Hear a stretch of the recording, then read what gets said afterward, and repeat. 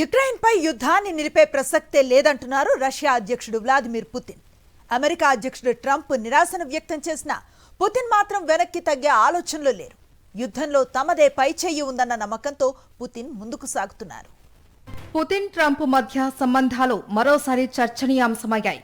యుద్ధం కొనసాగుతున్న నేపథ్యంలో ట్రంప్ నిరాశ వ్యక్తం చేసినా పుతిన్ మరింత దూకుడు ప్రదర్శించడంపై అంతర్జాతీయంగా ఆందోళన వ్యక్తమవుతోంది.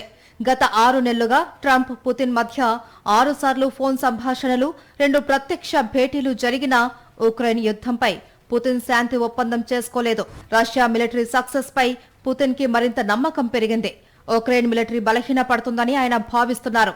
తన లక్ష్యం సాధించే వరకు, అంటే ఉక్రెయిన్ పూర్తిగా లొంగే వరకు యుద్ధాన్ని నిలిపే ప్రసక్తే లేదు అని క్రెమ్లిన్ వర్గాలు అంటున్నాయి. ఇరు దేశాల మధ్య యుద్ధం విషయంలో రష్యా విధించిన షరతులను ఒప్పుకోవాల్సిందేనని పుతిన్ పట్టుబడుతున్నారు.